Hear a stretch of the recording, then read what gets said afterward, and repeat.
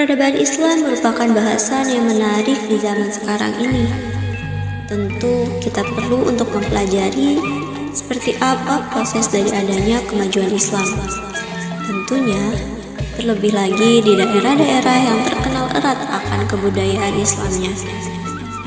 Dengan adanya hal tersebut, mendorong kami dari kelompok 3 untuk melakukan observasi atau wisata religi ke tempat bersejarah, yang tentunya untuk mengulik peradaban Islam yang terdapat di kota Cirebon. Kali ini kita akan membahas satu tempat yang tentunya sudah dikenal oleh masyarakat, yaitu Masjid Agung Sang Cipta Rasa. Tentunya masjid ini memiliki banyak sekali cerita-cerita yang menarik dan juga sejarah yang tentunya patut kita ulik. Nah, penasaran kan? Seperti apa sih pembahasannya? Yuk simak video berikut ini.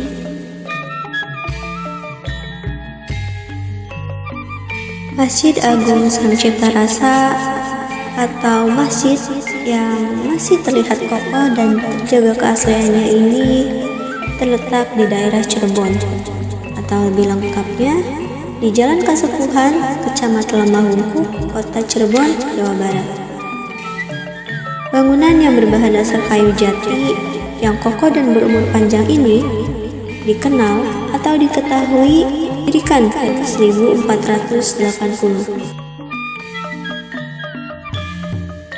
Masjid Agung Sang Cipta Rasa awalnya merupakan sebuah ide dari istri Sunan Gunung Jati, yaitu Ratu Dimas Pakuwati.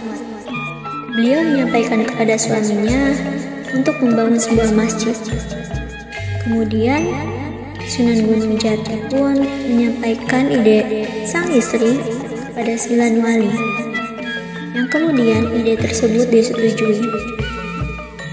Lalu, dibuatlah panitia kecil dengan diketuai oleh Sunan Gunung Jati dan arsiteknya Sunan Kalijaga, dan dibantu oleh Raden Sepat yang merupakan dari kerajaan Majapahit.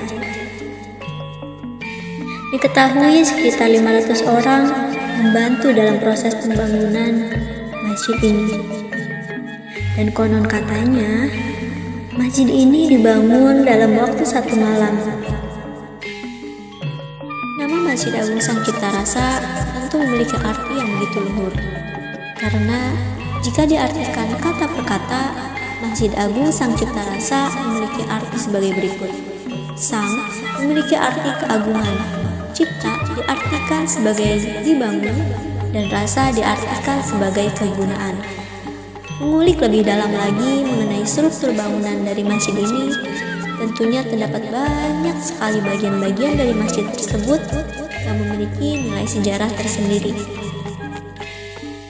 Masjid yang diperkirakan memiliki luas kurang lebih 3.600 meter ini memiliki struktur bangunan yang tentu berbeda jika dibandingkan dengan bangunan masjid lainnya.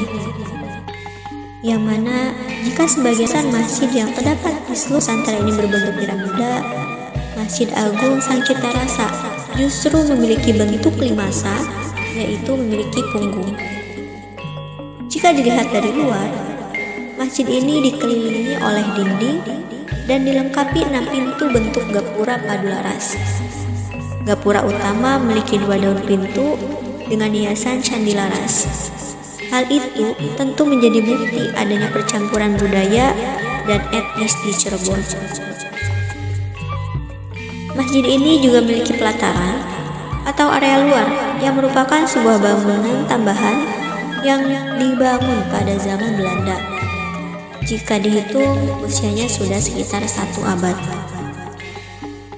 Tepat di pinggir masjid atau di wilayah bagian pelataran, terdapat sebuah sumur yang mana seringkali banyak sekali pengunjung yang mengambil air dari sana, baik itu untuk wudhu atau untuk membawanya ke rumah dengan menggunakan botol. Karena masyarakat sendiri percaya bahwa air tersebut membawa berkah. Sebelum memasuki area masjid utama, kita akan disambut dengan 9 pintu yang berukuran kecil. Hal tersebut juga bukan tanpa alasan, 9 pintu melambangkan jumlah wali, yaitu wali songo.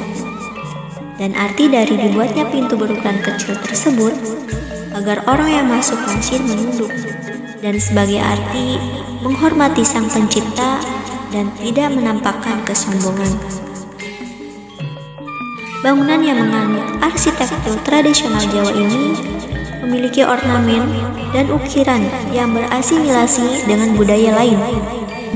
Terdapat akulturasi budaya di tempat mihrab atau tempat khusus imam, yaitu ukiran para umat Hindu.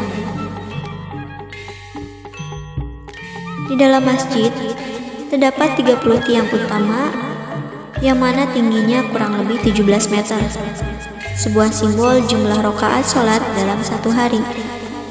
Tiang-tiang tersebut bernama tiang sakatatal, yang terbuat dari serpihan kayu yang kemudian disatukan dengan menggunakan getah kayu damar dan diikat dengan ijuk. Di dalam masjid utama pun terdapat krapyak, yaitu sebuah tempat khusus untuk keluarga sultan.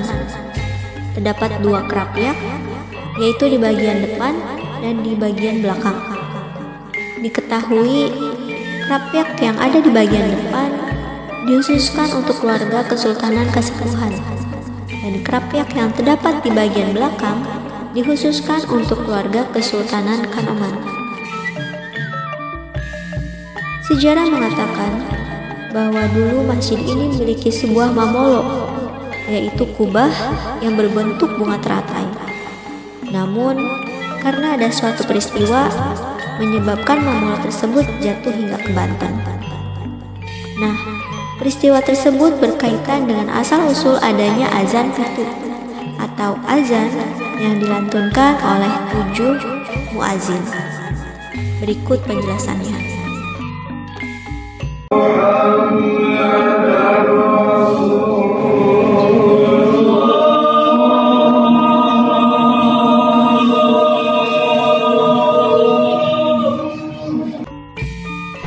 Adzan pitu itu dulu sejarahnya ada kaitannya juga dengan pandemi yang seperti sekarang ini gitu. Wabah. Jadi betul. Jadi dulu ketika masa perkembangan awal Islam, banyak orang yang datang ke dalam masjid, berbondong-bondong datang ke dalam masjid. Datangnya mereka itu karena penasaran, bangunan baru ini kok setiap hari banyak dikunjungi orang. Iya. Pagi-pagi buta subuh udah datang orang, siang didatangin orang, sore didatangin orang, menjelang malam datangin orang, maghrib datangin, isya datangin orang. Akhirnya mereka penasaran, pengen tahu. Untuk menghilangkan rasa penasaran, mereka ikut masuk ke dalam masjid. Nah, ketika masuk ke dalam masjid, mereka pun merasa tidak asing, karena di masjid ini tidak banyak yang membuat mereka asing, karena justru banyak simbol-simbol yang sama dengan agama mereka. Akhirnya dari situ mereka merasa betah dan nyaman. Nah, saat itulah para wali mulai berdakwah menyampaikan ajaran-ajaran keislaman, sehingga banyak orang yang akhirnya tertarik untuk masuk Islam. Nah, dari situ karena banyaknya orang yang masuk ke dalam agama Islam, ada satu tokoh dari agama yang sudah ada di sini itu merasa tidak suka dengan kondisi banyaknya jemaahnya yang pindah ke agama Islam. Akhirnya si tokoh ini karena dia punya kesaktian namanya Menjangan Wulung. Dia datang juga ke dalam masjid untuk observasi.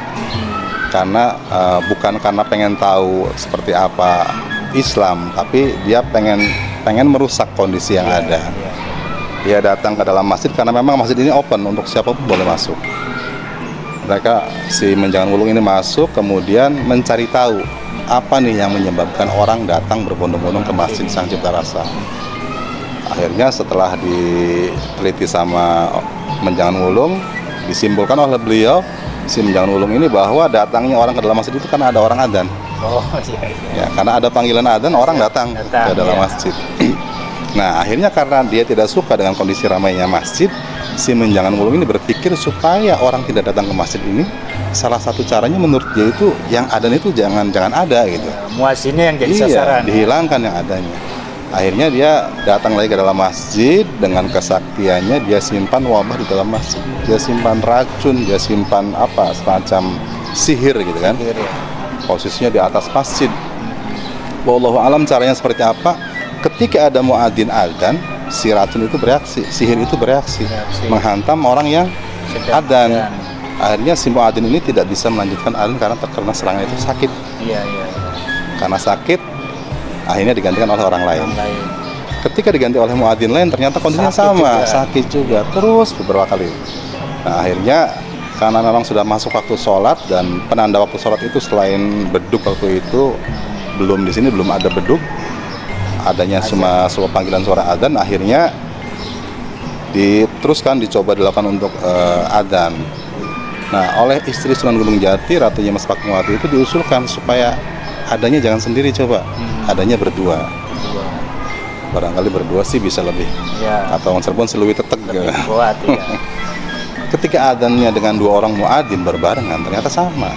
Terkena serangan sihirnya si Menjangan Wulung, sakit juga. Ditambahin 3 orang, sama juga 4 orang, 5 orang sampai 6 orang, kondisinya sama. Semuanya terkena sakit. Akhirnya ketika ditambahkan menjadi 7 orang muadzin oleh Ratu Nyimas Pakmuwati, ternyata 7 orang muadzin itu bisa mengumandangkan adzan sampai dengan selesai. Nah, ketika adzan itu selesai, ternyata dari atap ruangan masjid ini ada suara ledakan dahsyat, yang ternyata sumbernya dari racun yang dipasang oleh sihir yang oleh Menjangan Wulung. Pas itu ada memolo dulu. Dulu ada memolo. Memolonya kecil ya, terbuat dari tembikar kayak rumah-rumah orang Jawa Tengah. Yang ketika ledakan dahsyat itu, memolo itu konon katanya terbang. Saking kerasnya ledakan sampai loncat sampai ke daerah Banten. Di Banten itu, di Masjid Bantennya katanya menumpuk di sana.